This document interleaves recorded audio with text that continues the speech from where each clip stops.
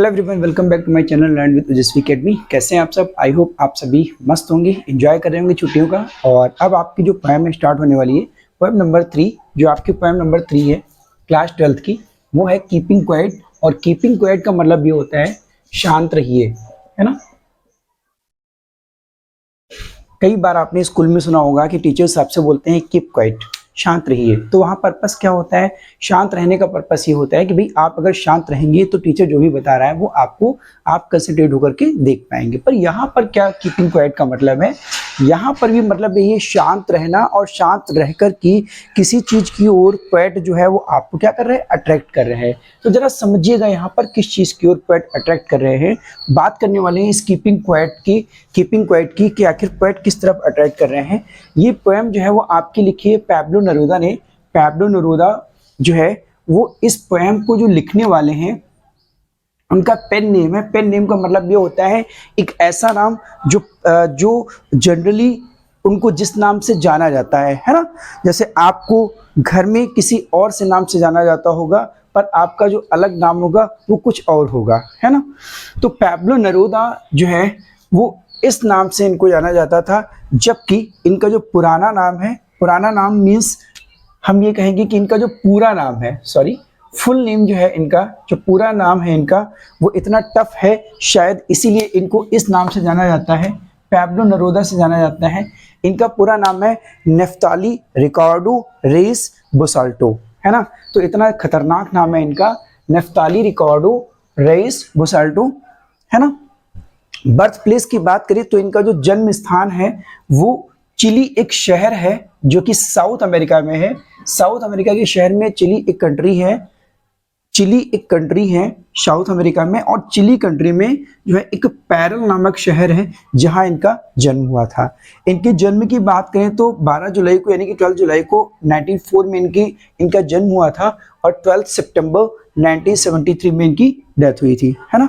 इनको Nobel prize से भी नवाजा गया है लिटरेचर के लिए। साहित्य के क्षेत्र में इनको 1971 में नोबेल प्राइज भी मिला है। बात करें कीपिंग क्वाइट की, इस कीपिंग क्वाइट का मतलब क्या है, आखिर क्यों उन्होंने इस पोएम को लिखा है। देखिए है क्या, लाइफ में इतनी ज़्यादा भागदौड़ है कि इंसान को अपने बारे में पता ही नहीं चलता है कि भाई हमारी ज़िंदगी है क्या। भागम भाग वाली ज़िंदगी में सुबह से लेकर के ऑफिस जाना और ऑफिस से घर आना, फिर अगले दिन सुबह भी फिर ऑफिस जाना, फिर ऑफिस से घर आना, हमें कभी पता ही नहीं चल पाता है कि हमारी ज़िंदगी का कोई और भी पर्पस है। सिर्फ यही पर्पस रह गया है पैसा कमाना, है ना। पैसा कमाना, और पैसे कमाने के चक्कर में जो हमारी रियल लाइफ है, जो हमारा जो रियल पर्पस है, जो सही पर्पस है, उसका हम मतलब ही नहीं समझ पाते हैं। तो पोएट हमारे ये कहते हैं यहाँ पर, necessity of quite introspection and creating a feeling of mutual understanding among human beings. ये यहाँ पर इस कविता के माध्यम से ये बताना चाहते हैं कि भाई हमारे अंदर एक क्वाइट इंट्रोस्पेक्शन करना चाहते हैं। इंट्रोस्पेक्शन का मतलब होता है आत्मनिरीक्षण,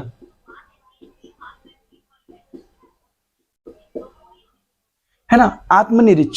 आत्मनिरीक्षण का मतलब होता है कि हमें अपने विचारों को अपना ध्यान में, मतलब अपनी जो है एक मेडिटेशन की मुद्रा में आकर के अपने मेडिटेशन की मुद्रा में आकर के अपने विचारों को जो है समन्वित करना, है ना। कि मतलब हम आंख बंद करके थोड़ी देर के लिए रुक जाएं और सोचें कि हमने जिंदगी में या हमने लाइफ में या हम दिन भर के 24 घंटे में जो भी हमने किया उस पर विचार करें, हमने जो किया क्या सही था क्या गलत था। अगर कोई भी व्यक्ति अगर ऐसा करने लगे और ऐसा सोचने लगे कि हमने क्या सही किया क्या गलत किया, तो शायद वो गलत वाले रास्तों को छोड़ता चला जाएगा और अपने आप में एक अच्छा इंसान बन जाएगा। तो ऐसा ही हमारे जो पोएट है वो ये कहना चाहते हैं कि ये जो लोगों के अंदर एक क्वाइट इंट्रोस्पेक्शन की नेसेसिटी है, नेसेसिटी का मतलब होता है आवश्यकता, and creating a feeling mutual understanding among human beings, मतलब लोगों के बीच में, इंसानों के बीच में एक म्यूचुअल अंडरस्टैंडिंग क्रिएट करना चाहते हैं, एक समझदारी क्रिएट करना चाहते हैं। कैसे? इंट्रोस्पेक्शन से। मतलब वो ये कहते हैं कि भाई जो भाग दौड़ वाली जिंदगी है, भाई थोड़ा रुक भाई, थोड़ा रुक भाई और थोड़ा सोच विचार कर, क्या तू ऐसे भागता ही रहेगा या लाइफ को एंजॉय भी करेगा, है ना। जब लाइफ को एंजॉय करेगा, जब इंट्रोस्पेक्शन करेगा तो लोगों को समझ पाएगा, है ना। लोगों अगर एक इंसान दूसरे इंसान की फीलिंग्स को समझने लगे, अगर एक इंसान ये समझने लगे कि दूसरा इंसान हमसे क्या चाहता है और वो इंसान ये समझ ले कि सामने वाला हमसे क्या चाहता है, अगर वो इस चीज को समझ ले तो शायद कभी भी एक दूसरे की लड़ाइयाँ और लोगों में निगेटिविटी नहीं होंगी। इट मीन्स पोएट का सीधा सीधा इशारा है कि वो दुनिया में बिल्कुल भी किसी भी तरह की लड़ाई झगड़ा मार काट ये सब नहीं चाहते हैं, है ना। वो ये सब नहीं चाहते हैं, वो ये चाहते हैं कि प्यार बना रहे और पीस बना रहे। अगर इस पोएम का सीधा सीधा पर्पस कहा जाए तो इस पोएम के सीधे सीधे पर्पस में इसके साथ में निकलता है कि वो लव एंड पीस कायम करना चाहते हैं, प्रेम और शांति कायम करना चाहते हैं इस कविता के माध्यम से। ये पोएम जो है वो फ्री वर्स पोएम है। फ्री वर्स का मतलब होता है, वर्स की बात करें तो उसको हिंदी में छंद कहते हैं।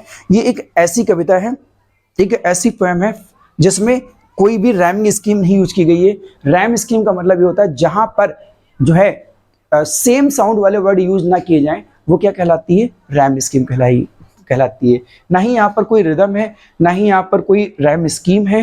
ये कैसी पोएम है, फ्री वर्स की पोएम है। ठीक है, तो आज के लिए इतना ही और तैयार रहिए इस पोएम के लिए। नेक्स्ट वीडियो में आपको इसकी कंप्लीट पोएम मिलने वाली है, पूरे इंटरेस्टिंग वे में मजे के साथ आपको समझ में आएगी। इस पोएम को बताने का मेन पर्पस ये था क्योंकि कीपिंग क्वाइट के बारे में आपको पता चल जाए, थीम पता चल जाए, आपको किसने लिखा है, आखिर इस पोएम में क्या है ये आपको मालूम हो जाए। मिलते हैं नेक्स्ट वीडियो लेक्चर में, तब तक के लिए थैंक्स फॉर वॉचिंग।